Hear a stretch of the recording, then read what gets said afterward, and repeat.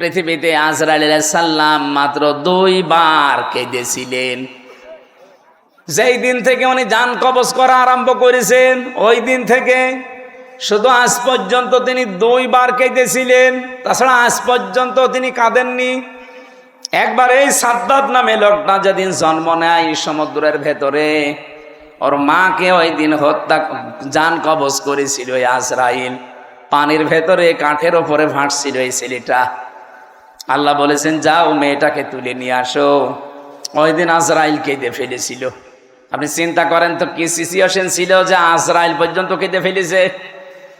আর একদিন কেঁদেছিল যেদিন এই জান্নাত উদ্বোধন করবে এই সেই সাদ্দাদ। এর বিশাল জীবনী লিখা আছে। আমার ঘটনা বলা উদ্দেশ্য না, আমার এখানে শিক্ষা দেওয়ার একটা উদ্দেশ্য। যেই দিন তিনি জান্নাত উদ্বোধন করবে, হযরতে আজরাইল বললেন না আমি আর সময় দিতে পারবো না। ও শেষ পর্যায়ে এটাও বলেছিল ফেরেশতা আমাকে এতটুকু সময় দাও, আমি শুধু জান্নাতটা উদ্বোধন করে একটা চক্কর দিয়ে এসে আমার জানটা তুমি নিয়ে নিও। ফেরেশতা বলেছে না, আল্লাহর আদেশ তোমাকে জান্নাত উদ্বোধন করতে দেওয়া হবে না।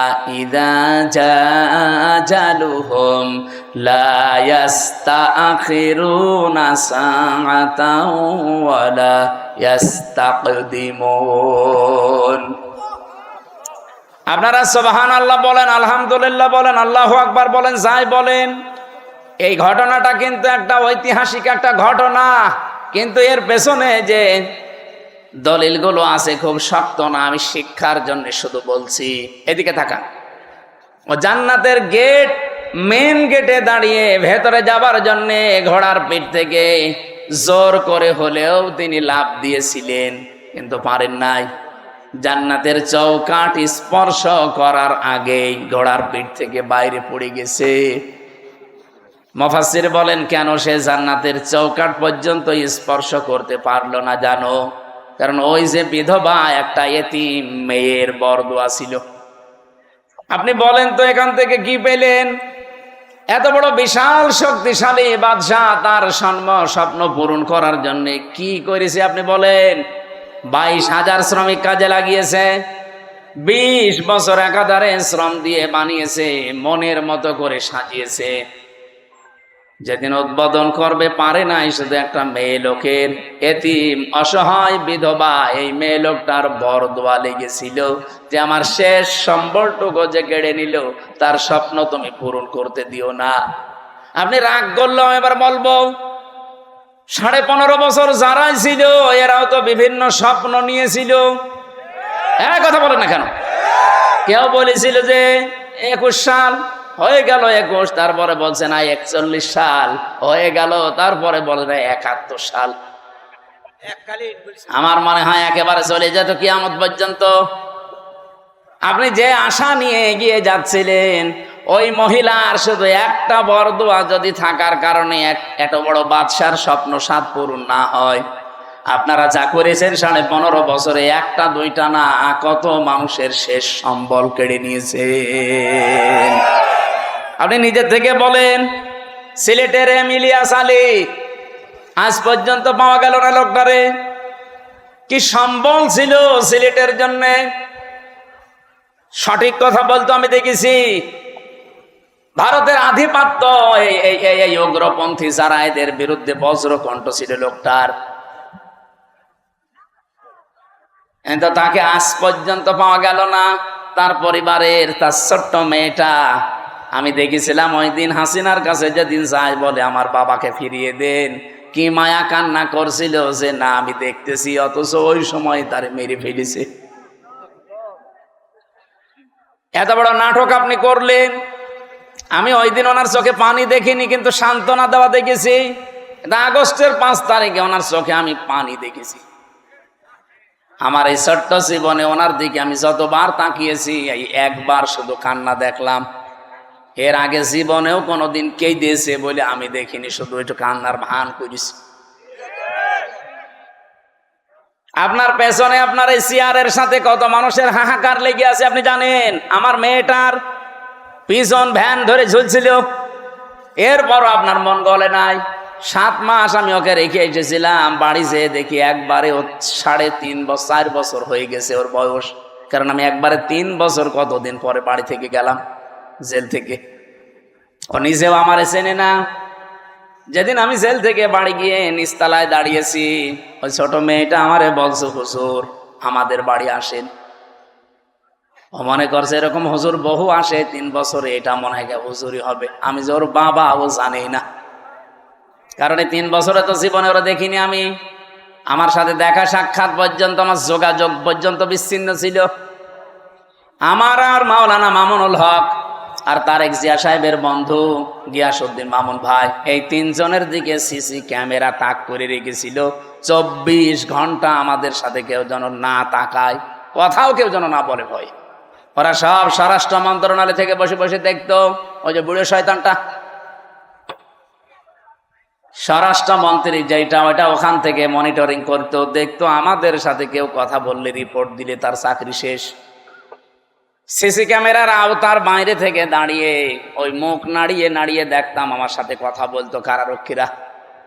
সবচাইতে বেশি কষ্ট দিয়েছে গিয়াসউদ্দিন মামুন ভাইরে আর অপু সাহেব রে, তারেক জিয়া সাহেবের পিএসকে। বিশেষ করে অপু ভাই জীবনে আমার যে উপকার করেছে জেলখানার ভেতরে, আমি জীবনও ভুলতে পারি না। যেখানেই যাই, বিশেষ করে তাহাজ্জুদের নামাজের পরে আমার ওনার নামটা এমনি মনে চলে আসে, আল্লাহ অপু মিয়াকে তুমি মাফ করে দিও, বলেন আমিন। উপকার যে করেছে আমি কৃতজ্ঞতা স্বীকার করি তার। বলেন তো, আমি একটা ছোট মানুষ, ওই সময় আমার 30 বছর বয়স ছিল, এখন নাই 33। কি করেছিলাম এত আমি, যে আমাকে এত শাস্তি দেওয়া লাগবে আপনার? 3টা বছর আমি জানি না যে বাইরে কেউ বেঁচে আছে না মরে গেছে। পরে বের হয়ে শুনছি আমার দাদা মরে গেছে, আমার আপন দাদা, যে আমাকে মাদ্রাসায় পড়িয়েছিল। আমি শুনলাম আমার চাচা তো এক ভাই ছিল, সে মরে গেছে। আমার একটা শালা ছিল, সেও মরে গেছে, চাচা তো শালা। আমার নানি বেঁচে ছিল, উনিও মারা গেছে। আমার নানা ছিল, উনিও মারা গেছে। একটাও আমি জানিও না, কারণ আমার কাছে কেউ খবর দিত না। ভয়ে আসবে কি করে? সিসি ক্যামেরা দেখলেই তার পরের দিন আবার পানিশমেন্ট দিত। ওই দূর থেকে মুখ নাড়িয়ে হাতের ইশারায় বলতো যে আপনার অমুকে অমুক, মানে আমি বুঝতাম যে হয়তো কেউ মরে গেছে আজকে। নিজেকে আপনি এই জায়গায় একটু দাঁড় করিয়ে বলেন তো, কি কড়াকড়ি করতো আমার সাথে। এই জুলুমটা করে আপনি কি পেলেন?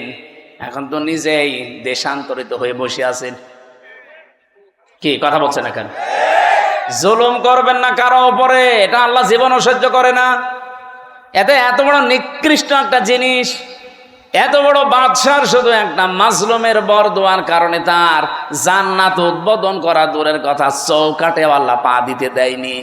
আর আপনি বিশাল স্বপ্ন সাদ নিয়ে বসে আছেন এত বড় বড় জুলুম করে। কত মানুষকে আয়না ঘরে রেখে তার জীবন শেষ করে দিয়েছেন। রিমান্ডে আমার যে মাটির নিচে নিয়েছিল যে ঘরে, ওরা নিজেরাই বলতো যে পাশ দিয়ে যেটা দেখতে পাচ্ছেন এই ড্রেন, এর ভেতরে কত মানুষকে আমরা কারেন্টের শক দিয়ে মাছের খাবার বানিয়ে দিয়েছি। এরকম অবস্থায় আপনি কি দিক দ্বারা ঠিক থাকবে আপনার? এরপরে আমার বলছে আপনাকে যা বলতে বলি, এটা যদি ম্যাজিস্ট্রেটের কাছে না বলেন, আপনার বউ তুলে নিয়ে আনবো। আপনি কত বড় ইমানদার যে এই সময় ঠিক থাকতে পারবেন বলেন? এই শেষ পর্যায়ে 10 দিন একাধারে অত্যাচার করার পর আমার মাথার চুল থেকে পায়ের তালু পর্যন্ত 1 ইঞ্চি জায়গা বাকি নেই যেখানে টর্চার করে নাই। শেষ পর্যন্ত আমার সহ্যের বাইরে চলে যাওয়ার পরে বললাম, যান, যা বলবেন বলেন, আর কি করবেন। যে বলছে আপনার বউ তুলে নিয়ে আনবো, তখন আর কিছু বলা যায়? আর কারণ ওদের তো চরিত্র নেই, ও তাই তুলে নিয়ে আসছে। বারবার চিন্তা হচ্ছিল, বাচ্চাটার বয়স কেবল 7 মাস, এই অবস্থায় তুলে নিয়ে আসলে তো বাচ্চাটাও নিয়ে আসবে। আর যেখানে আমারে রাখে এত বড় বড় মশায় আমারে কামড় দেয়, ওরা আসলে এমনি মশার কামড়ে মরে যাবে। এই জন্য বললাম যে যান স্যার, যা ভাল লাগে করেন, আপনারা যা বলতে বলেন আমি বলবো। সব জামাত ইসলামের বিরুদ্ধে, শিবিরের বিরুদ্ধে। আর আমি আকিস গ্রুপে চাকরি করতাম, আকিস গ্রুপের বিরুদ্ধে এই কথাগুলো লিখে নিয়েছে, অথচ একটা কথাও আমার না। ওরা 10টা পয়েন্ট লিখে আমার সই করে বলছে, হুজুর সই করেন, আপনারা ছেড়ে দেব। তখন আমি 164 বুঝতাম না, সই করে দিলাম ম্যাজিস্ট্রেটের সামনে। পরে শুনছি ওইটা আমার জবানবন্দি, ওরা লিখে নিয়েছে এই যে কায়দা কৌশল করে প্রতারণা করে। আল্লাহরও বিচার আছে। 10 দিন পরে আমি যে জেলে যেয়ে দেখি ওই ম্যাজিস্ট্রেট যেটা আমার সই করেছিল প্রতারণা করে মিথ্যা বলে, ও দেখি জেলখানায়। কি গো? হুজুর আমার বউ আমারে মামলা দিয়েছে। ঠিক করেছে, সই। যৌতুকের মামলা দিয়েছে। এই জুলুম গুলো যারা করেছিলেন, এই জুলুমের কারণে আল্লাহ রাব্বুল আলামিন জালেমদের স্বপ্ন সাধ পূরণ করতে দেয় না। যে যত বড় বড় আশা নিয়ে রেখেছিলেন, একটা আশাও কিন্তু জালেমদের পূরণ হয়নি। আর সামনে যদি কেউ জুলুম করে তার আশাও পূরণ হবে। আরো জোরে বলেন, হবে না? তা আল্লাহর গ্যারান্টি কয়েক জায়গায় পেয়েছি আমি। এটা 1 নম্বরে পেয়েছি সূরা ইব্রাহিমের ভেতরে, 2 নম্বরে সূরা শুরার ভেতরে, 3 নম্বরে সূরা আনামের ভেতরে। যারা জুলুম করে আমার আল্লাহ তাদের সেদ কেটে দেয়, ওদের স্বপ্ন সাত পর্যন্ত আর যেতে পারে না। কোরআনে কারীম জানিয়েছে, সূরা আলে ইমরানের ভেতরে আছে, ইন্নামা নুমলি লাহুম লিয়াজদাদু ইসমা ওয়া লাহুম আযাবুম মুহিন। অবশ্যই মানুষের পাপ যখন সীমা ছাড়িয়ে যায়, সীমা লঙ্ঘন করে ফেলে লোকটা, তখন ওই লোকটার জন্য অপমানজনক শাস্তি আল্লাহ রেডি করে রাখে। নওগাঁবাসী, আমাদের জীবনে যেন এরকম কিছু সামনে না আসে। চেয়ারে কারা আসবেন আমরা জানি না, যারা আসবেন তারা যেন নিজের ওপরে, পরিবারের ওপরে, সমাজের ওপরে, রাষ্ট্রের ওপরে, জনগণের ওপরে জুলুম করবেন না। কথা বলেন না কেন? বারবার বলছি, আহ্বান জানি, এটা রেকর্ড হচ্ছে, সারা দেশ চলছে। যারা আসবেন জুলুম করবেন না। 15 বছরের শিকড় যদি কেটে ফেলতে পারে আল্লাহ, 5 বছর যদি জুলুম করেন না, 5 বছর পরে আপনার বাড়ি ঘরও কিন্তু এই জালেমদের মতো শ্মশান হয়ে যাবে। আপনি দেখেন জালেমদের বাড়ি ঘরের দিকে তাকিয়ে, সব এখন ওজাড় গৃহ পড়ে আছে, জনশূন্য, কেউ আর ওর কাজ দিয়েও যায় না। সেটা আমি কিশোরগঞ্জ থেকে আসার সময় ড্রাইভারকে বললাম, এই বাড়ির সামনে একটু দাঁড়ান, ওখানে উপরে লেখা দেখছি, ওই সাইনবোর্ডটা আছে কেন্দ্রীয় কার্যালয়, জেলা কার্যালয়। আমি নাম নিলাম না, বললাম এখানে দাঁড়ান তো একটু দেখি। ভেতরে একটু তাকিয়ে দেখি 4-5 জন প্রসাব করছে, কেউ এদিকে কেউ এদিকে কেউ এদিকে, মনে আছে জামাত বদ্ধ টয়লেট চলছে। অথচ আগস্টের 5 তারিখের আগে এই বাড়িটা কত জমজমাট ছিল, এই অফিসটা। এই কথা বলছে না কেন? ওর পাশে নাকি টর্চার সেলও বানিয়ে রেখেছিল, ওদের বিরুদ্ধে কেউ গেলে তাকে টর্চার পর্যন্ত করতো ওই জায়গায়। অথচ আজ নীরব হয়ে পড়ে আছে, এখন পায়খানা হয়ে গেছে।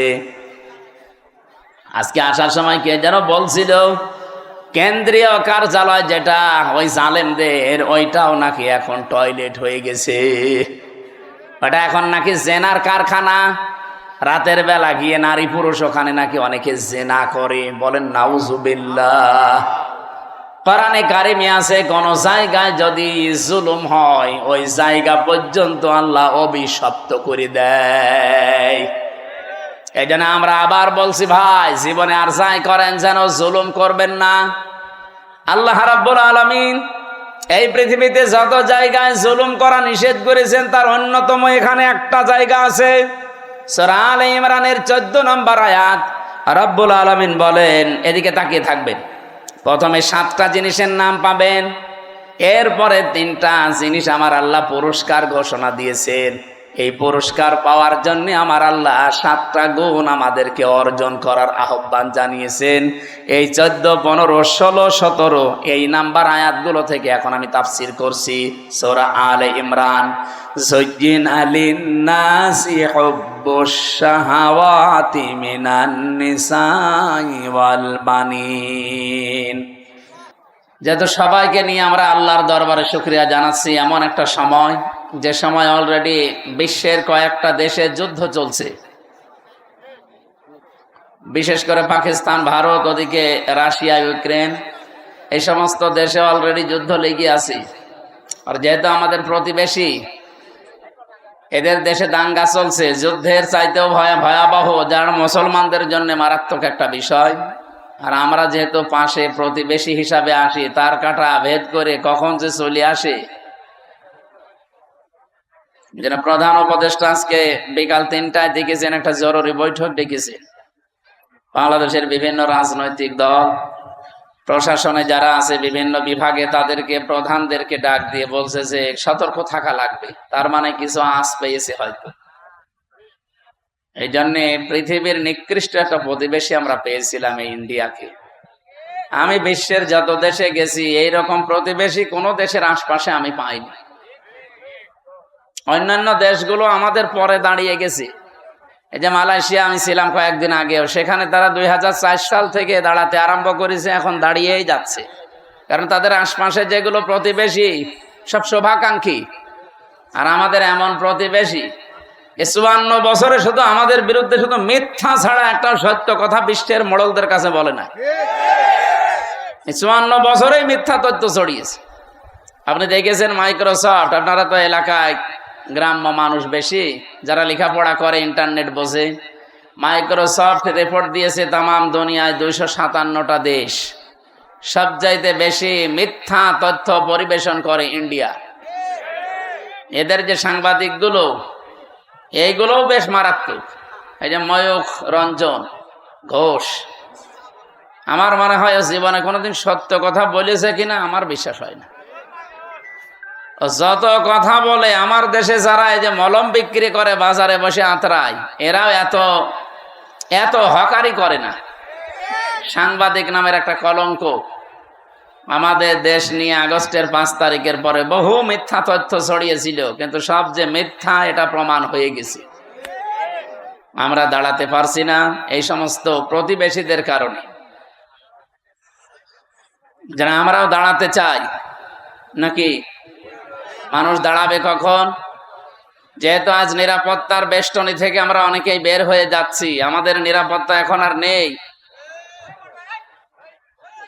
কোরআনে কারীম জানিয়েছে, আল্লাযীনা আমানু ওয়া লাম ইয়ালবিসু ঈমানাহুম বিযুলমিন উলাইকা লাহুমুল আমনু ওয়া হুম মুহতাদুন। সূরা আনআম 7 নাম্বার পারা 17 নাম্বার পৃষ্ঠার 1ম নাম্বার লাইনের 82 নাম্বার আয়াতে আছে। এটা তাফসীরে ফি জিলালিল কোরআন সৈয়দ কুতুব রহমতুল্লাহ আলাইহি লিখেছেন। আল্লাহ পাক বলেন, যারা ঈমান আনে আর ঈমানের সাথে কোনোদিন শিরিক আর জুলুম মিশ্রণ করে না। এই এদিকে তাকিয়ে থাকেন, যে যা করছে করুক, আর পেছনে যেন কেউ গল্প করবেন না ভাই। একটু মন দিয়ে শোনেন। আপনি 10 মিনিট শোনেন, কিন্তু নামাজ যেভাবে পড়া লাগে একেবারে মন স্থির করে ওইভাবে শোনেন, তাহলে 10 মিনিটই ইবাদতের সওয়াব পাবে। আর এদিক ওদিকে তাকিয়ে গল্প করে আপনার আরো গুনাহ হয়ে যাবে। আবার কথা বলেন কেন? এদেরকে বারবার এক কথা বলা তো আমার ভাল লাগে না। এই জন্যই তো মিডিয়া আসতে মানা করি, যে এগুলো সাথে এখন দরকার নেই। যত বলে যে আপনারা আমি আগার আসে আর সব কিছু ঠিক করে বসে পড়, এরপরে যদি কেউ দাঁড়ায় না তার খবর আছে। আর এখানে আপনি দাঁড়িয়ে আছেন কেন? পেছনে দেখতে পাচ্ছেন একটা লোক আপনার জন্য এখনই চিল্লাবে। এটা তো রাজশাহী বিভাগ না? রংপুরে গেলে না একটা শব্দ শোনা যায়, মফিজ। এই বিভাগে তো এই শব্দ শুনলে কেমন লাগে না? আমার মনে হয় যে এই লোকটার বাড়ি মনে হয় রংপুর বিভাগ। তাছাড়া তো এখানে দাঁড়িয়ে থাকার এভাবে কথা ছিল না। এই বিভাগের বদনাম করার জন্য এসেছে। যান একটু, যে যেখানে জায়গা পান হয় বসেন, নাই দাঁড়িয়ে থাকেন, কিন্তু কথা বলবেন না ভাই। যেহেতু আমরা এবাদতে অলরেডি প্রবেশ করেছি, এবাদত যেইভাবে করা লাগে আপনি একটু ওইভাবে করেন। এবাদতটা শেষ হয়ে গেলে তখন আপনার মন মতো চলে। বলেন তো, নামাজ একটা এবাদত, এই নামাজে দাঁড়িয়ে কেউ এদিকে ওদিকে তাকায়? কয়টা ফ্যান আছে গুইনে নেয়? কি কথা বলছেন এখানে? তাহলে ওইটা যদি না করেন, এইটাও তো একটা এবাদত চলছে। এদিক ওদিকে তাকানো বন্ধ, এদিকে তাকিয়ে থাকেন। গুরুত্বপূর্ণ কয়েকটা মেসেজ আছে আজকের আয়াতে। স্থান কাল পাত্র ভেদে বাস্তবতার নিরিখে আমরা তাফসীরুল কোরআন মাহফিলে কোরআন থেকে কথা বলার চেষ্টা চালাবো। ওয়া তাওফীকি ইল্লা বিল্লাহ। আল্লাহ বলেন, এখন যে নিরাপত্তাহীনতায় পৃথিবীর মানুষেরা ভুগতেছে, নিরাপত্তা দেওয়ার মালিক একচ্ছত্র ভাবে চীন। এত আসতে বললেন? তুরস্ক, রাশিয়া, আমেরিকা, ভারত। তো এখন নিজেরাই তো নিরাপত্তাহীনতায় ভুগতেছে। আজকে পাকিস্তানের এক লেফটেন্যান্ট কর্নেল, ওনার বাবা অলরেডি জানিয়ে দিয়েছে পাকিস্তান আর্মির কাছে, আমার ছেলে যুদ্ধের ময়দানে আছে, ওর যদি পেছনে গুলি লাগে তাহলে আমার বাড়িতে নিয়ে আসবেন না, ওর যদি সামনে গুলি লাগে আমার বাড়িতে নিয়ে আসবেন, আমার জায়গা ঠিক করা আছে, কবর দিয়ে দেব। ঠিক লাশ নিয়ে এসেছে আজকে। লাশ নিয়ে আসার পরে দেখে পেছনে একটা গুলিও লাগে নাই, সামনে গুলি লেগেছে 22টা। যাদের ইমান এই পর্যায়ে অলরেডি পৌঁছিয়ে গেছে তাদেরকে হারানো অত সম্ভব সহজ না। এমনি দাদার ভয় লেগে যাচ্ছে, দাদা পাগল হয়ে যাবে আর কিছুদিন যাক। একটা দেশের সাথে দাদার মিল নেই। আমি কতগুলো দেশ ঘুরে আসলাম আশপাশে, শ্রীলঙ্কার সাথে ওদের মিল নেই, মালদ্বীপের সাথে মিল নেই, থাইল্যান্ডের সাথে মিল নেই, না এই যে আফগানিস্তানের সাথে একটা বর্ডার আছে, মিল নেই। পাকিস্তানের সাথে তো দা কুমড়ার সম্পর্ক, এরপরে ভুটানের সাথে মিল নেই, মায়ানমারের সাথে মিল নেই। আমাদের সাথে মিল ছিল, বুবু ছিল, বুবু নেই, মিল নেই।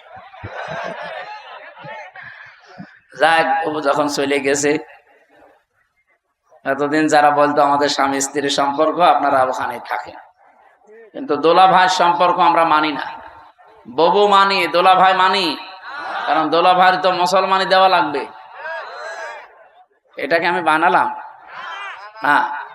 সূরা বাকারা 2 নম্বর পারা 16 নম্বর পৃষ্ঠা 4 নম্বর লাইনে আছে, 221 নম্বর আয়াতের মাঝের অংশে দেখেন, কোন মুশরিক পুরুষকে কোন মুমিনা নারী বিয়ে করতে পারবে না যতক্ষণ সে মুসলমান না হয়।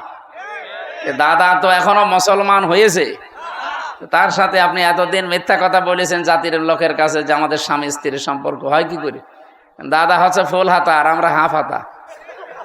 আমরা হাফ হাতা না, এখানে কয়েকটা হয়তো ফুল হাতা থাকতেও পারে, ওই যে ছোট ছোট বাচ্চা যারা। সুতরাং আমাদের সাথে যদি এখন আত্মীয়তা করাই লাগে, দাদার এই বুড়ো বয়সে মুসলমানি দেওয়া লাগবে। আর আপনি এই বয়সে হাজাম পাবেন কোথায়? কি কথা বলছেন না? হাজাম কোথায় পাবেন? বুড়ো হাজাম নিয়ে যান, ও ছাতা দেখা যাচ্ছে আগা কাটতে যে গুড়া খেটে ফেলিস। জীবনের মতো দাদার মুসলমানের শখ মিটে যাবে।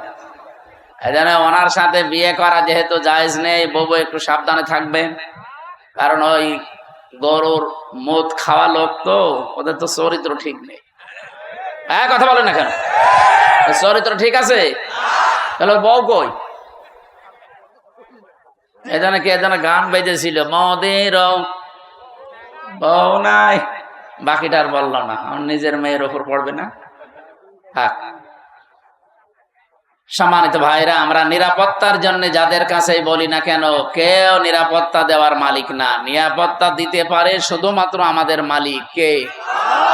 আল্লাহ আয়াতের ভেতরে 2টা কথা দিয়েছেন, আল্লাযীনা আমানু, যারা ঈমান আনে, অলাম ইয়ালবিসু ঈমানাহুম বিজুলমিন, এবং তাদের ঈমানের সাথে যারা শিরিক এবং জুলুম মিশ্রণ করে না। এখানে জুলুম মানে শিরিক।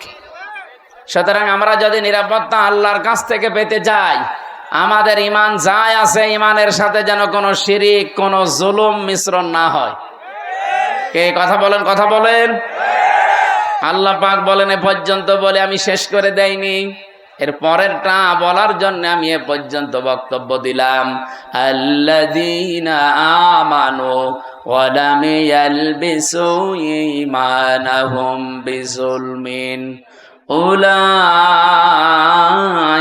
লাহুমুল আম। নিজে এইভাবে মনে হচ্ছে কুদরতির আঙ্গুল দেখিয়ে বলছে, এই মানুষগুলো নিরাপত্তার হকদার। এরাই নিরাপত্তার হকদার যারা তাদের ঈমানের সাথে জুলুম এবং শিরিককে মিশ্রণ করে না। ও বাংলার মানুষেরা একটু খেয়াল করে দেখেন তো, আপনি কি আল্লাহর পক্ষ থেকে এখনো নিরাপত্তা পেয়েছেন? আপনার ঈমান কি শিরিক মুক্ত? না। এখন যদি বলেন শিরিক কি, আপনি এই কথা আগে ক্লিয়ার করেন। কোরআন শরীফ থেকে আমি শিরিকের যে শ্রেণী বিন্যাস পেয়েছি, শিরিক বিজাত, শিরিক বিল সিফাত, শিরিক বিল ইখতিয়ারা, শিরিক বিল হুকুক, 120 প্রকার এভাবে সিরিয়াল করা আছে তাফসিরে। এক কথায় জবাব দিচ্ছি, সব বাদ দিয়ে দিলাম। আল্লাহ যেটা পারে ওইটা অন্য কেউ পারে, এই বিশ্বাস করার নাম শিরিক। কথা বোঝা গেছে না? আল্লাহ যেটা পারে ওইটা অন্য কেউ, বলেন বলেন। এই বাংলাদেশে বহু মানুষের মুসলমান নামের আগে মোহাম্মদ লেখে, নামের শেষে হোসাইন লেখে, কিন্তু মাঝখানের শব্দটা যাই হোক না কেন, ঈমান থাকার জন্য যেটা দরকার ওইটা তার ভেতরে পাওয়া যায় না। আল্লাহ নিজে জানিয়ে দিলেন যে আমি যেটা পারি ওটা অন্য কেউ পারে না। কেউ যদি মনে করে না যে অন্য কেউ পারে, সে আর মুসলমান নেই, সে মুশরিক। এবার বলেন তো, আইন দিতে পারে কে? এটাকে আমি বানিয়ে বলছি? আলা আলাহুল খালক ওয়াল আমরু, এ পৃথিবী বানিয়েছি আমি, এখানে সিদ্ধান্ত চলবে আমি আল্লাহর। সুতরাং এই জায়গায় যদি কেউ হাত দিয়ে বলে যে না আমরাও পারি, এই যে নারী কমিশন যে 318 পৃষ্ঠার রিপোর্ট দিয়েছে, আমি পুরাটা পড়েছি। এখানে আমি কোরআনে কারিমের প্রায় 13টা আয়াতে ওরা ভুল ধরেছে, আর 26টা হাদিস ওরা অস্বীকার করেছে একেবারে ডাইরেক্ট। যেখানে কোরআনের একটা অক্ষর কেউ যদি অবিশ্বাস করে, সে অলরেডি বেঈমান হয়ে যায়। আর পুরোপুরি 13টা আয়াতই ওরা মানে না। তার ভেতরে যেটা বললাম এটা, আলা লাহুল খালাক ওয়াল আমরু তাবারাকাল্লাহু রাব্বুল আলামিন। বলেন আল্লাহু আকবার। এটা সূরা আরাফের ভেতরে আছে, 8 নাম্বার পারার 16 নাম্বার পৃষ্ঠার 12 নাম্বার লাইনের 54 নাম্বার আয়াতের শেষের দিকে আছে। আল্লাহ পাক বলেন, সৃষ্টি আমার, আইনও চলবে আমার। সুতরাং ওরা এখন নিজেরা জানাচ্ছে দেহ আমার, সিদ্ধান্ত আমার। কি করে হয় এটা? দেহ আপনার কে বলেছে আপনাকে? আমার এই যে 33 বছর এখন বয়স, আমি 92 সালে জন্ম নিয়েছি। বলেন তো 91 সালের আগে হামজা নামে আমি কিছু ছিলাম? বলেন কি ছিলাম? হাল আতা আলাল ইনসানি হিনুম মিনাদ দাহরি লাম ইয়াকুন শাইআম মাযকুরা। রব্বুল আলামিন বলেন, আমার নামেই মনে করেন আল্লাহ আয়াতটা দিয়েছেন হামজা। 33 বছর এখন চলে তোমার, 34 বছর আগে তুমি তো উল্লেখ করার মতো কিছু ছিলে না। আমার নাম ছিল না, ঠিকানা ছিল না, পরিচয়ও ছিল না। কুষ্টিয়া জেলার সদর থানার হালসায় আমার বাড়ি, এটা ছিল। কারণ আমার মা বাবার বিয়েই হয়েছে 34 বছর আগে। ও নওগাঁবাসী যারা এই রিপোর্ট দিয়েছেন, এই আয়াত অনুযায়ী অলরেডি তারা আল্লাহর সাথে শিরিক করে মুশরিক হয়ে গেছে। তওবা যদি এরা না করে, আর এদের যদি কেউ সমর্থন জানায়, এদের জীবনেও ক্ষমতা হতো না। এদের পেছনে কোন রাঘব বোয়াল কাজ করছে। আপনি কি বাস্তবতা বোঝেন? ভারতে কোরআনের 26টা আয়াতের বিপক্ষে ওরা কেস দিয়েছে কোর্টে। ভারতে কলকাতার কোর্টে ওরা কেস দিয়েছে কোরআনের 26টা আয়াতের বিরুদ্ধে, যে এইগুলো দুনিয়ার কোরআন থেকে তুলে দেওয়া লাগবে। এর কিছুদিন পরেই দেখেন এখন অলরেডি নারী সংস্কারের নাম নিয়ে, কমিশনের নাম নিয়ে 13টা আয়াত এখন বাতিল করার আহ্বান জানাচ্ছে, যেগুলো চলবে না। কোরআনের 13টা আয়াত না বাংলাদেশে একজন মুসলমান যদি বেঁচে থাকে, একটা অক্ষর আমরা তুলতে দেব না। কে এই বিষয়ে আপনারা একমত নেই?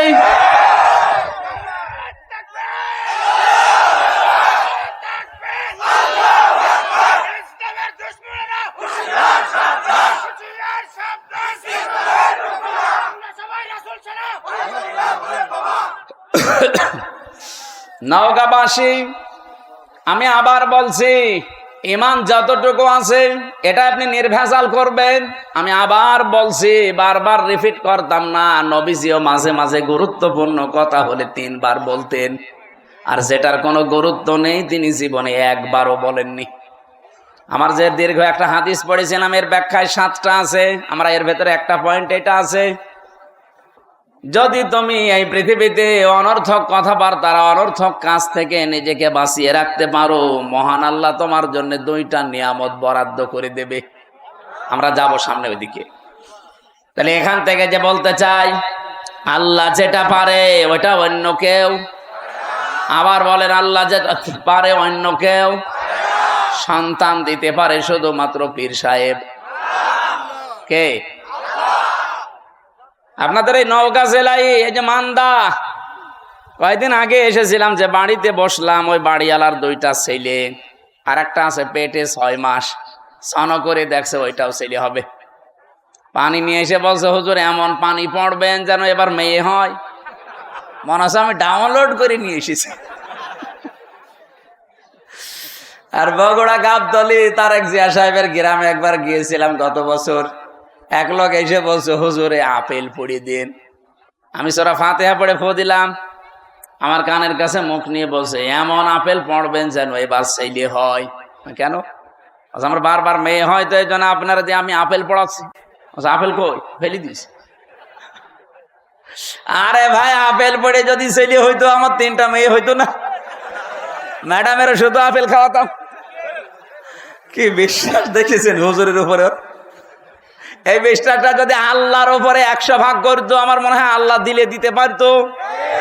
আমি পারবো? আমি পারলে আমারটা পারতাম না?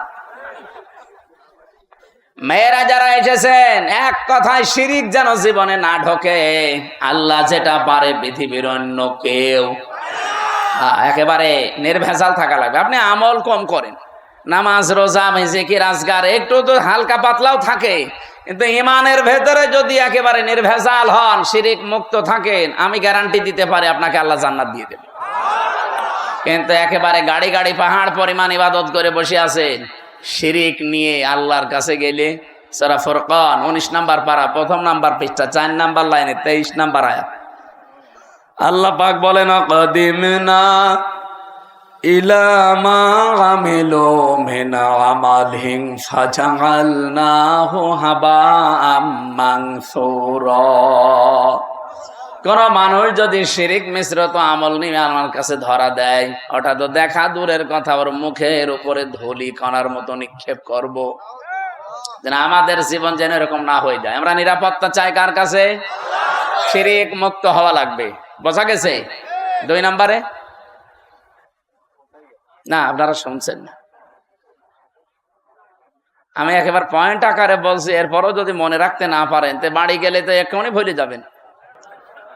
সুবহানাল্লাহ আলহামদুলিল্লাহ লা ইলাহা ইল্লাল্লাহ লা ইলাহা ইল্লাল্লাহ মুহাম্মাদুর রাসূলুল্লাহ। নওগাঁবাসী 2 নম্বরে বলেছিলাম, আপনাদের হয়তো অনেকেরই মনে নেই, বিজুলমিন, জুলুমকে যদি আপনি মিশ্রণ না করেন। জুলুম কি?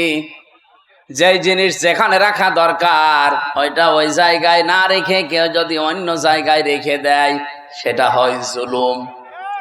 বলেন, এই যে টুপিটা, এটা রাখা দরকার আমার মাথায়, কেউ যদি এটা মাথা থেকে নামিয়ে পায়ের কাছে রাখে, এটা টুপির উপরে জুলুম। কথা বলা লাগবে। আমার পায়ের নিচে একটা স্যান্ডেল আছে, আর স্থানীয় পায়ের নিচে, ওইটা যদি আমি এখন তুলে মাথায় নিয়ে ঘুরি, এটা স্যান্ডেলের উপরে জুলুম।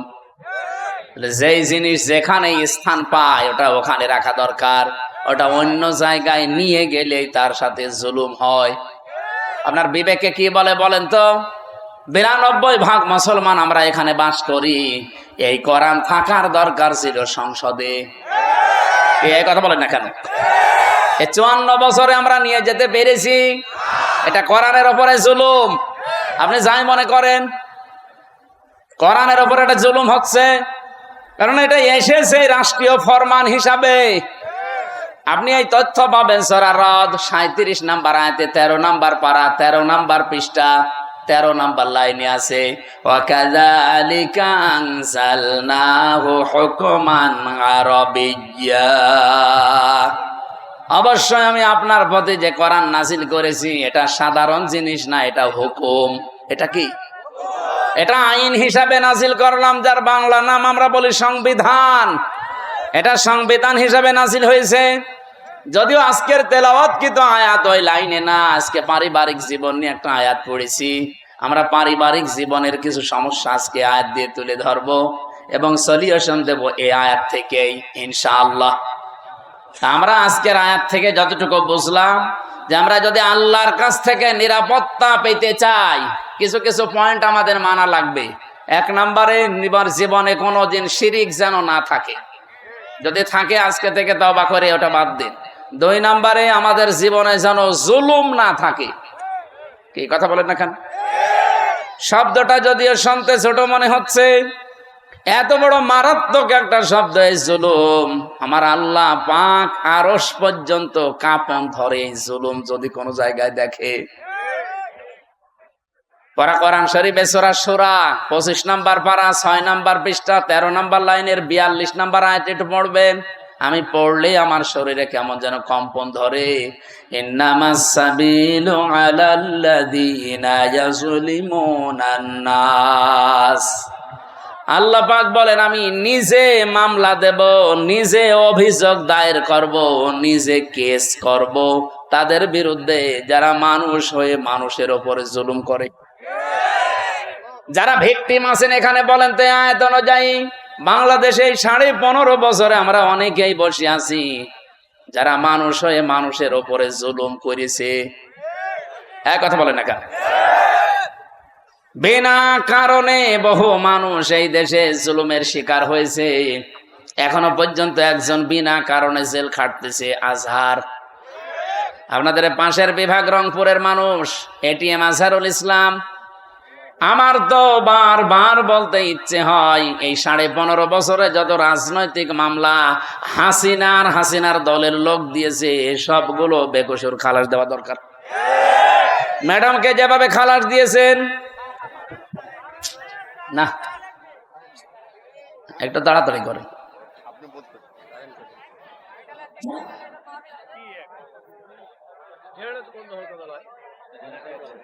সুবহানাল্লাহ আলহামদুলিল্লাহ লা ইলাহা ইল্লাল্লাহ।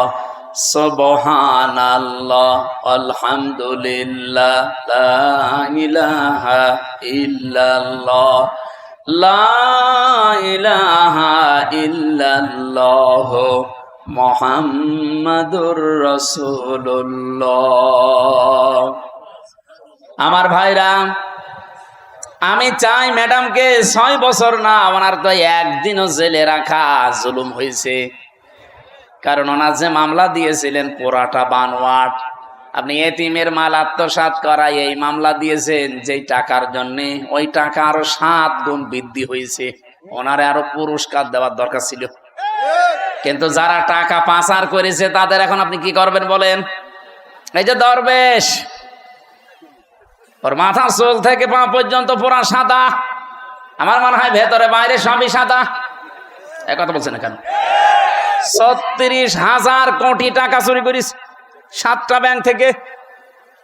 জীবনে আপনি কোনোদিন যদি গণনা করতে দেওয়া হয় আপনার হাত ব্যথা হয়ে যাবে, এক জীবনে গুনেও শেষ করতে পারবেন না। 36 কোটি টাকা না, 36,000 কোটি টাকা। একজনে যদি এত টাকা চুরি করে, ম্যাডাম খালেদার 2 কোটির জন্য যদি 6 বছর জেল হয়, এই লোকের জেল হওয়া দরকার কিয়ামত পর্যন্ত। আর হাসিনার ছোট বোন এ আল্লাহর ওলি, এই রূপপুর পারমাণবিক কেন্দ্র থেকে 76,000 কোটি টাকা শুধু একজন নিয়েছে, আর বাকিগুলো তো বাদই দিলাম।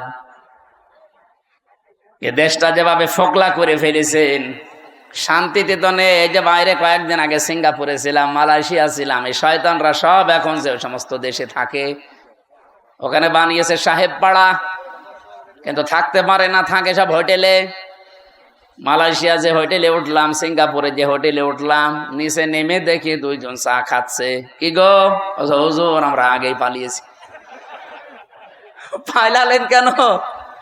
আপনার না 620টা বাড়ি, ওই যে চট্টগ্রামের ওইটার ভূমি মন্ত্রী ছিল, 620টা বাড়ি বানিয়েছে শয়তান। একটা বাড়িতেও থাকতে পারে না, এখন থাকে হোটেলে, তাও চুরি করে। হুজুর দোয়া করবেন, তখন দোয়া বের হয়, আর ভালো লোকের কাছে দোয়া চাইছে। আমার মনে হয় এই 9 মাস যদি থাকতো আরো 200 বাড়ি বানাইতো। এক কথা বলেন না কেন? সব দর বাবার টাকায় বানাইতো। বলেন বলেন। এই জুলুম যা করেছেন, জুলুমের এখন আল্লাহ নিজে শোধ নিচ্ছেন আপনাদের উপরে। আলা তাহসাবান্নাল্লাহা গাফিলান আম্মা ইয়ামালুজ জালিমুন। সূরা ইব্রাহিমের 42 নম্বর আয়াতের প্রথম অংশে আছে, 13 নম্বর পারা, 19 নম্বর পৃষ্ঠা, 12 নম্বর লাইনে আছে। আল্লাহ পাক বলেন, হে নবী, আপনি কি মনে করেন যে আমি জালেমদের কোনো খবর রাখি না? কে বলেছে? যে যেখানে যাররা পরিমাণ জুলুম করে, দুনিয়ার কোনো কিছু খেয়াল না থাকলে আমার ওইটা খেয়াল থাকে। আমি আমার একেবারে নজরে রাখি, জুলুমটা দেখলে আমি আল্লাহ নিজে। কারণ মাজলুমের বরদুয়ার আমার মাঝে কোনো পর্দা নেই, হিসাব নেই, ও শুধু বলতে দেরি, পৌঁছাতে দেরি হয় না। হাদিসে কুদসি এটা, ইত্তাকি দাওয়াতাল মাজলুম ফাইন্নাহা লাইসা বাইনাহু ওয়া বাইনাল্লাহি হিজাব। হে পৃথিবীর মানুষেরা, মাজলুমের বরদুয়া থেকে বেঁচে থাকবা, কারণ মাজলুমের বরদুয়া আর আল্লাহর ভেতরে কোনো হিজাব, পর্দা থাকে না। আমি রিমান্ডে আমার আগে ছাত্র দলের এক ভাইকে নিয়ে গেল। এই যে জুলুম আমি নিজে দেখেছি, রিমান্ডের নামে যে টর্চার করেছিল এই শয়তানগুলো আমাদের উপরে, এই যে আমি বসতে পারি না কেন, 11 ঘন্টা আমারে টাঙিয়ে রেখেছে চোখ বেঁধে মাজায় দড়ি দিয়ে। এরপর থেকে আমারে মাজাও ব্যথা, পিঠেও ব্যথা। বসতে গেলে শক্ত জিনিসে বসলে 10 মিনিটের ভেতর ব্যথা শুরু হয়। আমার আগে ওনার পাশের রুম থেকে, সেল থেকে নিয়ে গেল, চোখ বেঁধে কালো কাপড় দিয়ে, পেছনে ডান্ডা বেড়ি, হ্যান্ডকাপ লাগিয়ে ডান্ডা বেড়ি দিয়ে আস্তে আস্তে টেনে নিয়ে যাচ্ছে। ভালো মানুষ নিয়ে গেল, আসার সময় দেখি ও মা ও বাবা বলে চিল্লাচ্ছে। আসার পরে দেখি এইগুলো একটাও নখ নেই, সব সাদা লাগছে। সাদা এমনি হয়নি, এই হাত এভাবে চেয়ারের সাথে বেঁধে দেয়। আমারে দেখিয়েছিল ওই যে নখ যেগুলো দিয়ে তোলে, আমারে বলছে হুজুর আমরা এটা দিয়ে নখ তুলি। হাতের সাথে ক্লিপ লাগিয়ে দেয়, গলার সাথে একটা বেল্ট লাগিয়ে দেয় চেয়ারে, আপনি নড়তে পারবেন না, শুধু একটা মাত্র টিপ দেবে, 1 মিনিটে আপনি 120 বার ঘুরবেন। এমন সিস্টেম করা আছে, ওই মেশিনটা শুধু হাতে আর পায়ের সাথে লাগাবে। এগুলো জেলা থানা শহরে না, এগুলো পাওয়া যায় বিভাগীয় শহরে, এবং বিশেষ করে কাউন্টার টেররিজমে। ডিবি অফিসের নিচতলায় মাটির নিচে যে ঘর আছে, আপনার বিশ্বাস যদি এখন মনে হয় নেই, এগুলো আমি নিজে দেখেছি রিমান্ডে থাকাকালীন। একটা শুধু টিপ মারে, এক টিপে আপনার নখ যতগুলো আছে সব খসে চলে আসে। আরে ভাই, নখ খসে গেলে ছেড়ে দে না, ওর ওপর আবার লবণ ছিটিয়ে দেয়। ছাত্র দলের ওই ভাইয়ের এই যে নখগুলো যে সাদা সাদা, এমনি না, নখ তুলে নেওয়ার পরে ওর উপরে মোল্লা সল্ট, সাদা ধবধবে লবণ, ওটা ছিটিয়ে দিয়েছে, তখন সাদা লাগছে। এই জন্যই তো এরকম চিৎকার মারছিল। আমার যে অফিসার নিয়েছিল সঞ্জয় দত্ত হিন্দু, এ বেটা বলছিল আমি নিজে শিবিরের যে সাবেক কেন্দ্রীয় সভাপতি দেলাওয়ার, এই ঠাকুরগাঁও বাড়ি, ওরে আমরা ফুটবলের মতো লাথিয়েছি। ওর হাতের পায়ের নখ সব তুলে নিয়েছে। এই যে জুলুম গুলো যারা করেছিলেন, মানুষ জুলুম করে একটা টার্গেট নিয়ে। আল্লাহ পাক বলেন আমি শোষণ করে দিয়েছি, আকর্ষণীয় করে দিয়েছি, আমি লোভনীয় বস্তু বানিয়ে দিয়েছি, আসক্তি তৈরি করে দিয়েছি। এই পৃথিবীতে 7টা জিনিসের উপরে তার 1 নাম্বারে নারী। 1 নাম্বার কি? এই জন্য দুনিয়ায় এই জায়গায় খুব সেন্সিটিভ থাকা লাগবে। মেয়েদের প্রতি আকর্ষণ, মেয়েদের প্রতি আসক্তি, তাদের প্রতি ভালোবাসা, লোভ, চিত্রাকর্ষণ, এগুলো আল্লাহ বানিয়ে দিয়েছেন। এই জায়গাতে খুব সেন্সিটিভ থাকা লাগবে আমাদের। বিশেষ করে এখন যে তথ্য প্রযুক্তির যুগ চলছে, মোবাইলে যারা কথা বলেন বিভিন্ন জায়গায়, ইমতে বলেন, হোয়াটসঅ্যাপে বলেন, মেসেঞ্জারে বলেন, আর যাই বলেন না কেন খুব সাবধানে কথা বলবেন, কারণ আপনার প্রতিটা কথা কিন্তু রেকর্ড করা হচ্ছে। এই কথা বলছেন, আপনি হয়তো টের পাচ্ছেন না যে না এটা আবার কে ধরবে, ধরবে মানে আমি রিমান্ডে আমার শুনিয়েছিল, কোথায় আমার ম্যাডামের সাথে আমার মায়ের সাথে সাতক্ষীরা থেকে একজন কল দিয়ে কি বলেছে ওটা দেখি রিমান্ডে দ্বিতীয় দিন আমার শোনায়। কি গো, ওদের কাছে এমন উন্নত মেশিন ওরা ইসরায়েল থেকে নিয়ে এসেছিল, ওরা যারা ট্যাগ করে তারে একেবারে নাড়ি নক্ষত্র পর্যন্ত বের করে। আপনি একটা মিথ্যা কথা বলবেন, জীবনেও ছাড় পাবেন না, ও পরের দিন আবার ওটা দেখাবে। এই যে যারা পরকীয়া প্রেমী আছেন, নিজের স্ত্রী বাদ দিয়ে অন্যের সাথে যাদের লাইন আছে, আপনি দেখবেন যদি ব্রেকআপ হয়ে যায়, ওই মহিলা যদি ওইটা রেকর্ড করে রাখে, তারপরে আপনার দেশে চলাফেরা করা, সংসারে তখন অশান্তির শেষ থাকবে না। এরকম কোন লাইনে কেউ আছেন কিনা? যদি থাকেন একটু হাত তুলে দেখান, আল্লাহ আপনাকে দেখি। হ্যাঁ ছেলে, খুব আরাম লাগছে তোমার।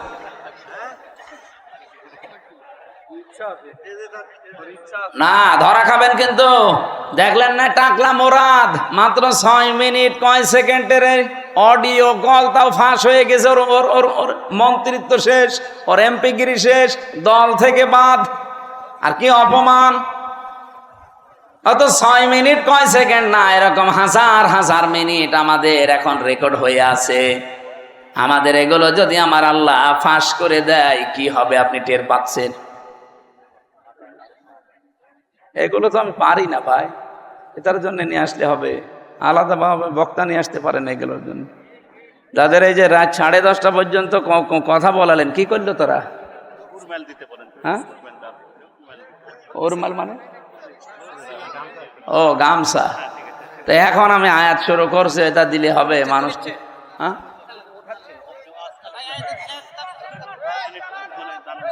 হ্যাঁ, যে ওই যে ওনারা যে লোকজন যাই গোপনে গোপনে আস্তে আস্তে দিয়ে দেবেন। আমরা কোরআনে এই আয়াতটা শেষ করব না? রব্বুল আলামিন জানিয়েছেন পৃথিবীতে আমি আসক্তি তৈরি করে দিয়েছি যেহেতু মেয়েদের প্রতি, এজন্য এই জায়গায় আমাদের আদি পিতা হযরত আদম আলাইহিস সালামও কিন্তু দুর্বল হয়ে গিয়েছিলেন। এখানে নিষিদ্ধ জিনিসের প্রতি আকর্ষণ, এটা সেই জন্মগতভাবে আমরা পেয়েছি সৃষ্টির প্রথম দিন থেকে। আমাদের এই জায়গায় আমাদের পরীক্ষার বিষয়। এখন থেকে একেবারে দৃঢ় সিদ্ধান্ত নিয়ে রাখবেন যেগুলো জায়েজ। আমি আসার সময় শুনছিলাম মাওলানা মনে হয় 14 জন মহিলার নাম বলছিলেন যাদের সাথে দেখা করা আপনার জায়েজ আছে। মোবাইলে যদি পারতপক্ষে কথা বলা লাগে 14 জনের সাথে বলবেন। এর বাইরে যদি কেউ কল দেয়, ওটা যদি জিবরাইলের খালাতো বোন হয়, তারপরও বলবেন আপনার সাথে কথা নেই। কি কথা বলছেন না কেন? আপনি শক্ত থাকবেন এই জায়গায়। মেয়েরা যারা এসেছেন এই জায়গায় আপনারাও নিজেদেরকে খুব, একজন আলেম সেই দিন দেখলাম কুমিল্লায় বাড়ি, উনি বলছিলেন নিজের স্ত্রীকে কেউ যদি ভিডিও মোবাইল কিনে দেয়, এই যে Android set, screen touch mobile, এটাই নিজের স্ত্রীকে কিনে দেওয়া আর পরপুরুষকে ঘরে ঢুকিয়ে দেওয়া একই কথা। অথচ এরকম বউ দেশে নেই। বলেন, এই মোবাইলটা, এই কম্পিউটার, এই ল্যাপটপ আপনি ওর হাতে দেননি, আপনি দিয়েছেন ওকে একেবারে জেনা, ব্যভিচার, বেপরদা হওয়ার জন্য একটা লাইন হাতে ধরিয়ে দিয়েছেন। ও মন মতো কিন্তু ওটা দিয়ে ব্যবহার করবে। আমার মনে হয় মেয়েদেরকে এই জায়গায় খুব সেন্সিটিভ থাকা দরকার। মা বোনেরা, স্বামী যদি আপনাকে বাটন ফোন দিয়ে খুশি থাকতে চায়, বাটনের উপরে আপনি আর যাবেন না। কারণ আমাদের টার্গেট তো শুধু এইটাই না, এরপরে আর একটা জায়গা আছে, আখেরাত। ওই জায়গাটা তৈরি করতে হলে আমাদের এখনই এই মনের সাথে যুদ্ধ করা লাগবে। হ্যাঁ, যদিও এটা কঠিন বিষয়, শয়তান উৎপত্তি আছে, করতে দেবে না। আমি সহ যারা এসেছি আজকে থেকে নিজেদেরকে শয়তান যতই চাপ দিক আমরা কন্ট্রোল হব। এই 14 জন মহিলা বাদ দিয়ে কেউ কল দিলেও জরুরি না হলে আমার দরকার নেই। আমি নিজেরটা বলছি, আমার এই মোবাইলে শুধু বাংলাদেশ না, বিশ্বের কোন জায়গা থেকে যদি মহিলারা কল দেয়, আমি আগে জিজ্ঞাসা করিনি প্রথমে যে মা আপনার স্বামী আছে অথবা আপনার ছেলে আছে, আজকে এই যে ইন্দোনেশিয়া থেকে, মালয়েশিয়া থেকে 3জন মহিলা কল দিয়েছিল হোয়াটসঅ্যাপে আর মেসেঞ্জারে। আমি প্রথমেই তাকে মেসেজ লিখে জিজ্ঞাসা করছি, কে আপনি? আপনার স্বামী আছে অথবা সন্তান আছে? যদি স্বামী সন্তান থাকে, কোনো যদি কিছু চাওয়ার লাগে, আপনার কোনো মাসলা মাসাইল লাগে, তাদেরকে দিয়ে জিজ্ঞাসা করান। আপনার সাথে আমি কথা বলতে পারবো না, কারণ আমার মোবাইল ট্যাগ হয়। আপনার সাথে আমি কি কথা বলতে যে কি কথা বলবো ওইটা রেকর্ড করে আপনি ছেড়ে দেবেন, তখন মানুষ বলবে হামজা গেল গেল। হ্যাঁ, কথা বলছে না? আমার সাথে তো চোখের মতো লেগে আছে সব। আর খুব জরুরি যদি নাছড় বান্দা হয়, মেসেজ দেয় যে না আমার খুব দরকার, ওই আমার পাশে যে মাওলানা হুসাইন আহমেদ থাকে ওর কাছে বলি যে তুমি বলো যে আমি হামজা বলছি, যা বলার বল।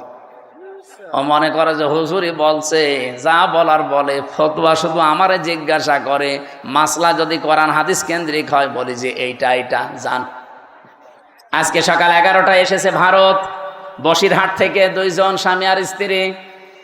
ওরা যদিও বলছিল যে হুজুর বিষয়টা গোপন রাখবেন, আমি শিক্ষার জন্য বলছি। ওই লোকটা তার দ্বিতীয় বউ নিয়ে এসেছে। প্রথম বউটার কাছে অনুমতি নেয়নি, দ্বিতীয় বিয়ে করেছে গোপনে। 8 বছর বিয়ে করে একটা ছেলেও আছে 8 বছরের, 4 বছরের, মানে ছেলে সহ বিয়ে করেছে। 4 বছর বয়স ছিল ছেলেটা, আর 8 বছর বিয়ে করেছে। এখন বয়স হয়ে গেছে। নিয়ে আসার পরে বড় বউ রাখছে, না এই বউ যদি থাকে আমি তোমার ভাত খাবো না, এই বউ বাদ দেওয়াই লাগবে।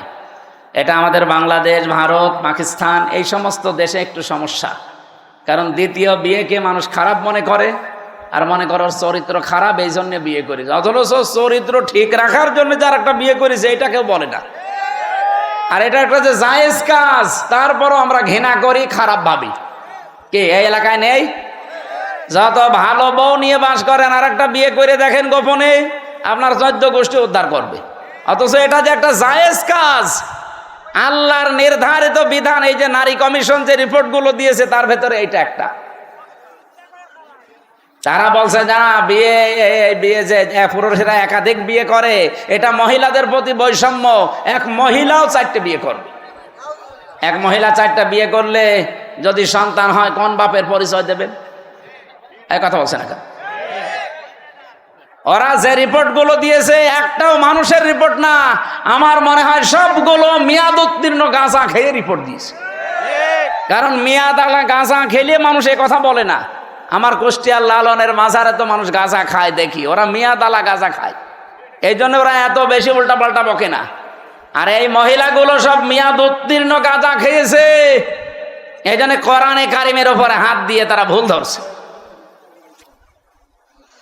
উনি আমারে বলছিল, আমার বউ, ছোট বউটা আমি সাথে করে নিয়ে এসেছি আজকে। আমি বললাম নিচে বসান। ওই যে 2জন ছিল আমার সাথে। কি মাসলা জিজ্ঞাসা করতে চান বলেন?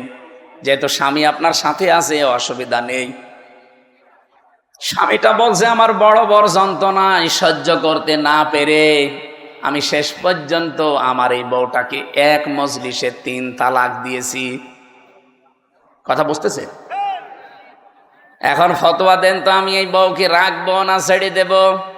আমি 2টা মত বললাম যে আমার দেশে আবু হানিফা রহমতুল্লাহ আলাইহির মত অনুযায়ী আমরা চলি বেশি, নাকি আমাদের এই উপমহাদেশে অধিকাংশ আমরা আবু হানিফার মত অনুযায়ী চলি বেশি।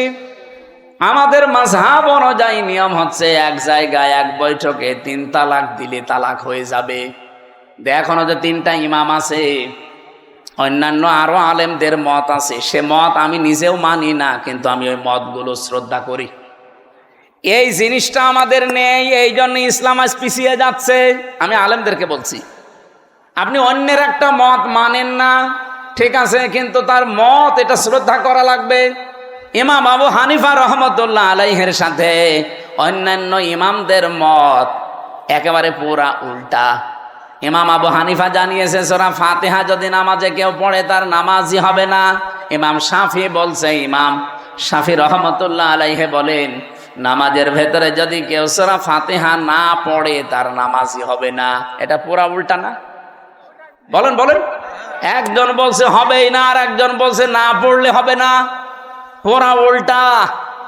কিন্তু তারা মতটা শ্রদ্ধা করত। কোনো দিন আপনি তাদের ভেতরে কোনো বিদ্বেষ, হিংসা, অহংকার, মানি না এ কথা ছিল না। উনি বলতো এটা আমার মত, মানলে মানেন, না হলে ওনার মতটা আমি শ্রদ্ধা করি কিন্তু আমি ওইটা মানি না। আমি আল্লাহর ওই বান্দা বসিরহাট থেকে যারা এসেছিল আজকে বললাম যে ভাই আপনি মুসলমান, আপনারা তো বিপদে আছেন ভারতে। বলছে হ্যাঁ খুব বিপদে আছি। আপনার এই বউটাকে এখন দুইটা মত আছে, আপনি যে মত অনুসরণ করে চলেন ওইটা মেনে চলেন। আমাদের মাযহাব অনুযায়ী এই নিয়মটা যে আপনার বউ যেহেতু তালাক হয়ে গেছে অন্য আরেকজনের সাথে বিয়ে দেবেন, সে সংসার করার পরে ইচ্ছা করে ছেড়ে দেবে, তালাক দিয়ে দেবে, 3 মাস 10 দিন পরে আপনি তারপরে বিয়ে করে ফেলবেন, এইটা একটা নিয়ম। আর একটা মাযহাব আছে ওটা এক বৈঠকে বা 1 মাসের ভেতরে যদি 1001 কোটি তালাক দেন তো 1 তালাক হবে। তাহলে ওইটা আর একটা মত, ওটা 3 মাসে 3 হায়েজে 3 তালাক দেওয়া লাগে। ওটা যদি আপনি ওই মত অনুসরণ করে চলেন আপনি ওইটাও মানতে পারেন। এখন ওনারে বলে দিয়েছে আমি 2টা মত, উনি যেইটা মেনে যেই মাযহাব মেনে চলে চলুক, আমার অসুবিধা নেই, আমি তো ওইটা মানি না কিন্তু আমার শ্রদ্ধা করা লাগবে। আজ আমরা এই দেশে যারা বিভিন্নভাবে ইসলাম কায়েমের চেষ্টা করছি, এই যে যারা জামাত ইসলাম করে, তারা কথা শুনতে শুনতে 54 বছর পর্যন্ত আমরা দেখছি তাদের বিরুদ্ধে একটা মিথ্যা তহমত দেওয়া আছে যে এরা মওদুদীর অনুসরণ করে চলে। মওদুদী কি কোনো ফেকার ইমাম ছিলেন? বলেন বলেন। তো তাকে আমরা অনুসরণ করছি কি কোন বসে? তিনি দার্শনিক ছিলেন, তিনি রাষ্ট্র চিন্তা করতেন, রাষ্ট্র নিয়ে, তিনি অর্থনীতি নিয়ে চিন্তা করতেন। এই যে ইসলামী ব্যাংকের যে থিওরি তিনি দিয়েছেন, সুদ মুক্ত ভাবেও যে ব্যাংকিং ব্যবস্থা চালানো যায়, এই যে জমি জায়গা যারা চাষ করে খান এখান থেকেও যে সুদ থেকে বাঁচা যায়, যারা এই যে 1 লাখ টাকা আমি এই ভাইরে দিলাম, 1 বিঘা জমি নিলাম, যতদিন আমি চাষ করে খাবো ততদিন জমি ফেরত দেওয়া লাগবে না, যখন টাকা ফেরত দেব তখন জমি ফেরত নিয়ে নেব। এটার নাম কি? এই যে বন্ধক। এটা জায়েজ আছে, অথচ এলাকায় বহু মানুষ মনে হয় আপনারা করেন না?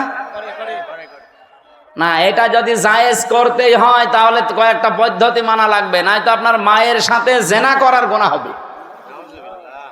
যতদিন এই ভাইয়ের জমি আমি চাষ করে খাবো ততদিন এই যে সরকারকে টাকা দেওয়া লাগে, খাজনা। 1 বিঘা জমিতে কয় টাকা ভাই? হ্যাঁ, 75 টাকা আমার মনে হয়, 250 হয়ে গেছে। আমি আর তো দেওয়া লাগে না, আমার বাপ দেয়, আমি জানিও না। যাই হোক, 250 যদি হয়, প্রতি বছরে বছরে এই সরকারের টাকাটা যে চাষ করে খাচ্ছে সে দেবে। আর যখন আমি ওনার টাকা ফেরত দেব, জমি নিয়ে নেব, তখন কমপক্ষে 1 লাখ যদি হয় তাহলে 8 থেকে 10 হাজার টাকা কম নেওয়া লাগবে। আরে হুজুর, এটাই লস হয়ে যায়। হ্যাঁ ভাই, লস হোক লাভ হোক আপনার দেখার দরকার কি? লাভ লসের মালিক কি আপনি না আল্লাহ? তো উনি যখন বিধান দিচ্ছে, দেখবে উনি 1 লাখ গরু বিক্রি না করে বাজার থেকে চলে আসতেছে, ডাকাতে ধরেছে, বলছে বাবাজি আমারে ধরে করবেন কি? আমি গরু বিক্রি করতে পারিনি, বেশি দাম হয়নি, এই জন্যে। মুখের ওপরে 2 থাপ্পড় দিয়ে বলছে বেটা বেয়াদব, বিক্রি করলি না মানে টাকা তো নেব আমরা, দাম কম হোক বেশি হোক তোর দরকার কি? লাভ লসের মালিক কি আপনি? কে? উনি যে নিয়মটা দিচ্ছে এইটা মানেন। আশা করছে এখন থেকে এই সিস্টেম মেনে চলবেন। আর একটা নিয়ম আছে, এই যে খেয়ে দেয়ে শোধ, জমি দিলাম, এটা কি বলে? কন্ট্রাক্ট। এটা জায়েজ আছে। আর একটা নিয়ম আছে 3 নাম্বার, আমি ওনারে 1 বিঘা জমি দিলাম, প্রতি বছরে বছরে উনি 2 মণ ধান বা 10,000 টাকা আমারে দিয়ে দেবে 1 বছরে। এটা জায়েজ আছে, কারণ 1 বছরে 1 বিঘা জমি থেকে অন্তত 10,000 টাকা উপায় করা কোনো ব্যাপার না। এই এলাকায় তো আরো বেশি হওয়ার কথা, 3-4 বার। হ্যাঁ, লস হয়। ও, জিনিসপত্রের দাম কমে গেছে এই জন্যে, তাহলে টাকাও কমিয়ে নেবেন। যদি দাম কমে যায় এভাবে তাহলে টাকাও কমিয়ে দেবেন। আমার ভাইরা, আমি যে কথা বোঝাচ্ছিলাম, সাইয়েদ আবুল আলা মওদুদী রহমতুল্লাহ আলাইহি, ওনার কাছ থেকে একটা থিওরি হয়তো জামাত ইসলাম নিয়েছে যে রাষ্ট্রে গণতান্ত্রিক পদ্ধতিতে ইসলাম কায়েম করা যায়। পদ্ধতিটা ভুল হতে পারে, সেখান থেকে একটা জিনিস শুধু ওনারা নিয়েছে, অন্যান্য যারা ইসলামী দলে আছে প্রত্যেকে এক একজনের কাছে থিওরিগুলো তারা নিয়েছে। তে আমাদের সবার মূল তো এক থাকা দরকার যে আমি অন্যের মত মানি না, কিন্তু তার মতটাকে শ্রদ্ধা করা লাগবে। এই জিনিস যতদিন বাংলাদেশের মানুষের ভেতরে না আসবে এই দেশের দিন কায়েম হওয়া সম্ভব না। এই ছোটখাটো বিষয় নিয়ে মত পার্থক্য তৈরি হয়ে যাবে। এই জন্যে মানুষ যে এক জায়গায় হবে কি নিয়ে কি দিয়ে, সেই কথা সূরা আলে ইমরানের 64 নম্বর আয়াতে আল্লাহ ঘোষণা দিয়েছেন, কুল তাআলাউ কুল ইয়া আহলাল কিতাবি তাআলাউ ইলা কালিমাতিন সাওয়াইন বাইনানা ওয়া বাইনাকুম আল্লা না'বুদা ইল্লাল্লাহ। আমার ওইদিকে বিষয় না, আমি একটা টাচ দিলাম। মেয়েদেরকে আল্লাহ যেহেতু আকর্ষণীয় করে বানিয়েছে, লোভনীয়, এর প্রতি একটা আসক্তি বানিয়ে দিয়েছে, এই জন্য আমাদের এই জায়গায় খুব সেন্সিটিভ থাকা লাগবে, সতর্ক থাকা লাগবে এদের বিষয়ে। মেয়ে লোককে আমার আল্লাহ পরীক্ষার সবচাইতে বড় বস্তু বানিয়েছে। শয়তান এদেরকে জাল হিসাবে ব্যবহার করে রাস্তায় নিয়ে আসে। এই জন্য মেয়ে লোক যখন বাড়ি থেকে বাইরে আসবে, সাজগোজ করে পারফিউম দিয়ে সেন্ট মেখে বাইরে আসা মেয়ে লোকের জন্য জায়েজ নেই, হারাম। বলেন নাউজুবিল্লাহ। সম্মানিত মা বোনেরা, আপনার সাজগোজ, সেন্ট, পারফিউম এগুলো ব্যবহার করার জন্য আপনার উপযুক্ত জায়গা আপনার স্বামীর বেড। এই বিছানা শুধু বাইরে আপনি এগুলো করতে পারবেন না, যেহেতু আপনাকে শয়তানের জাল হিসাবে শয়তান ব্যবহার করবে। নবীজি জানিয়েছেন, আমরা আজকে থেকে সতর্ক হয়ে যাব এই জায়গা থেকে, যে আমরা কোনো দিন যেন নিজের মেয়েকে, বউকে, নিজের ফুফুকে, মাকে, শাশুড়িকে, খালাকে বেপরদা করে রাস্তাঘাটে ছেড়ে না দেয়। আয়াতের তাফসিরে লিখেছে, একজন মহিলা যদি বেপরদায় চলার কারণে জাহান্নামী হয়ে যায়, কমপক্ষে 4 জন পুরুষ সাথে করে নিয়ে যাবে। বলেন নাউজুবিল্লাহ। 1 নম্বরে তার বাবাকে ধরবে, বলবে গার্জিয়ান ছিলে তুমি আমাকে কন্ট্রোল করনি। 2 নম্বরে তার বড় ভাইকে ধরবে। 3 নম্বরে তার ছেলে বড় স্বামীকে ধরবে। 4 নম্বরে তার বড় ছেলেকে ধরবে। নওগাঁবাসী একটু নিজের দিকে তাকিয়ে বলেন, হয় আপনি কারো বাবা হবেন, নাই কারো বড় ভাই হবেন, নাই কারো স্বামী হবেন, নাই কারো ছেলে হবেন। পর্দার এই বিষয়টা যদি হাসিয়ে খেলিয়ে যদি উড়িয়ে দেন যে আর কি, এতটুকু কি না, এটার জন্য যদি মহিলা দাজ্জুস হয়ে জাহান্নামে যায়, 4 জন নিয়ে গেলে আমরা যে কোনো একজনের ভেতরে পড়ে যাচ্ছি। আল্লাহ আমাদের হেফাজত করুন। মেয়েদেরকে যে মর্যাদা সম্মান পর্দার মাধ্যমে দিয়েছেন, আল্লাহ এটা বজায় রাখার তৌফিক দান করুন। বলেন আমিন।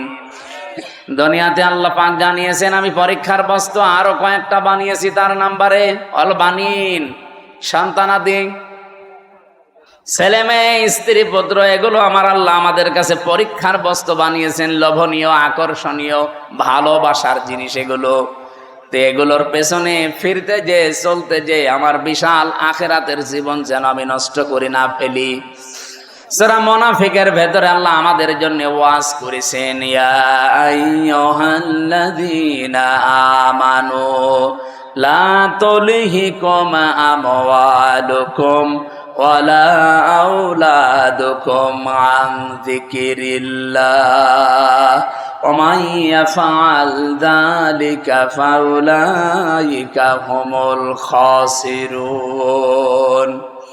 ওহে যারা ঈমানের দাবি করো, কখনো তোমাদের সন্তান আদি আর সম্পদ আদি এগুলো যেন আল্লাহর জিকির, আল্লাহর আইন, আল্লাহর বিধান থেকে তোমাদের গাফেল করে না দেয়।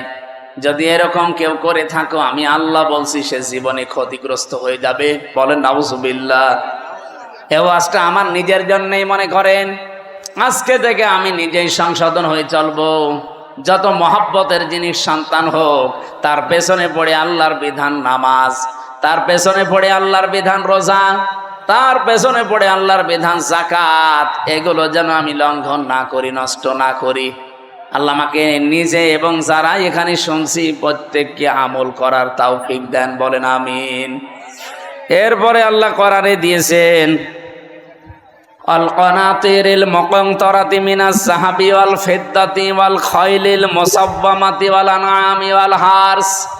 এই পৃথিবীতে পঞ্জীবিত সোনা, পঞ্জীবিত রূপা, ব্যবসার মাল এবং ভালো ভালো বাড়ি গাড়ি, শস্য ক্ষেত, এগুলোর প্রতি মহব্বত, ভালোবাসা, আকর্ষণ, আসক্তি আমি আল্লাহ তৈরি করে দিয়েছি। কিন্তু দুনিয়ায় সব এগুলো ভোগের বস্তু। যালিকা মাতাউল হায়াতিদ দুনিয়া আল্লাহু ইনদাহু হুসনুল মাব। আমি আল্লাহর কাছে উত্তম কিছু আছে যেগুলোর খবর এখনো তোমরা জানো না। সে কথাটা জানাতে আল্লাহ এখানে তিনটা বৈশিষ্ট্যের কথা আমাদের জানিয়েছেন। قل أنبئكم بخير من ذلكم للذين اتقوا عند ربهم جنات تجري من تحتها الأنهار خالدين فيها وأزواج مطهرة ورضوان من الله والله بصير بالعباد। নবী আপনি বলুন, আমি কি তোমাদেরকে এমন উত্তম কিছু বিষয়াদি জানাবো, সেগুলো কি যারা তাকওয়া অবলম্বন করে আল্লাহকে না দেখে ভয় করে চলার নীতি, এগুলো নিয়ে দুনিয়ার জীবন চালাতে থাকবে। চোখ বন্ধ হয়ে গেলে এদের রবের কাছে বাগান তৈরি করা আছে, যার তলদেশ দিয়ে নদী আর নহর প্রবাহমান, চিরকাল সেখানে থাকবে, কেউ তাকে বের করে দেবে না। ওয়াজওয়াজুম মুতাহহারা, পবিত্র স্ত্রী আল্লাহ তাদের জন্য সেখানে রেডি করে রেখেছেন। রিদওয়ানুম মিনাল্লাহ, সবচাইতে বড় বিষয় আল্লাহ নিজে তাদের উপরে সব সময় খুশি থাকবেন। বলেন সুবহানাল্লাহ। আল্লাহু বাসীরুম বিল ইবাদ, আল্লাহ পাক বলেন আমার বান্দাদের প্রতি আমি খুব সূক্ষ্ম দৃষ্টি রেখে চলি। এই জন্য আমাদের প্রতি আমরা যাই করি, ইন্নাল্লাহা খাবীরুম বিমা তা'মালুন, যা করছি সব একজন দেখতে পাচ্ছে। এই দৃঢ়তা, এই বিশ্বাস যত বেশি যার ভেতরে বদ্ধমূল হবে, তৈরি হবে বিশ্বাসটা, ওর জীবন তত পরিচ্ছন্ন হবে। আমি সহ প্রত্যেকের জীবনে আয়াতগুলো আল্লাহ অনুধাবন করে মেনে চলার তৌফিক দিন। আপনাদের অনেক রাত হয়ে গেছে, 12টা বাজে, অনেকে উঠে চলে যাচ্ছে না। এই অবস্থায় আমি আর কথা বলতে চাচ্ছি না। মেয়েদের জীবনী নিয়ে যে সমস্ত বইগুলো লিখেছিলাম জেলে থাকাকালীন, বাইরে এসে আপনারা যদি পারেন ওগুলো নিয়েছেন গাড়ি থেকে। আল্লাহুম্মা আমিন। লা ইলাহা ইল্লা আনতা সুবহানাক ইন্নী কুনতু মিনাজ জালিমিন। এই মোনাজাত বসে করেন, বসেন, মাথা নিচু করেন, চক্ষু বন্ধ করেন। জীবনের যত অপরাধ আছে সব স্মরণ করবেন। রব্বানা আতিনা ফিদ দুনিয়া হাসানা ওয়া ফিল আখিরাতি হাসানা ওয়া কিনা আযাবান নার ওয়া আদখিলনাল জান্নাতা মা'আল আবরার ইয়া আজিজ ইয়া গফফার ইয়া রাব্বাল আলামিন। সারাটা জীবন অপরাধ করে জীবনটা নষ্ট করে ফেলেছি। আরশের মালিক আমাদের এই ছোট্ট দুটো হাতের দিকে, এই দীঘা আত্রাই